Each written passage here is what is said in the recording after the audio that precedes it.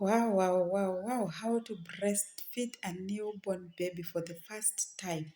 Hey, this is so nice, so wonderful. I love this so much.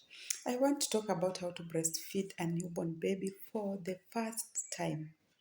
We all know that the key to successful breastfeeding is the way you position your baby and the way you attach the baby to the breast. There is how you should do it. This is how you should go about it. Ensure that your tummy and the baby's tummies are in contact. The buttocks of the baby should rest on your palm as the head rests on your elbow, and that contact, tummy to tummy contact, is ensured. During this moment, also ensure there is eye to eye contact between you and the baby. Very, very important. It enhances bonding, and also there is communication during that time. Don't miss that. Then the baby needs to be facing the breast.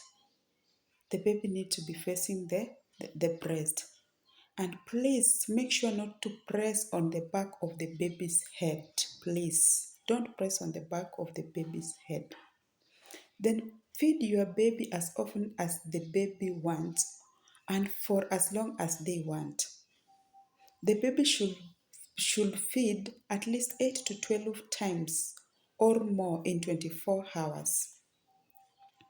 Immediately you are done with the feeding, put the baby upright or keep the baby upright for around 10 to 15 minutes. Keeping the baby upright, you can put the baby on your shoulder, but keep the baby upright for around 10 to 15 minutes and burp the baby to prevent the milk from coming back.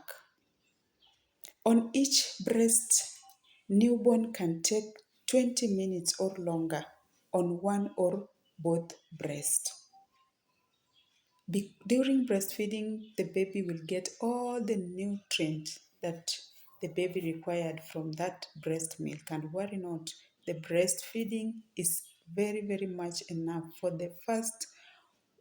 0 days to 6 months, exclusive breastfeeding. Thank you.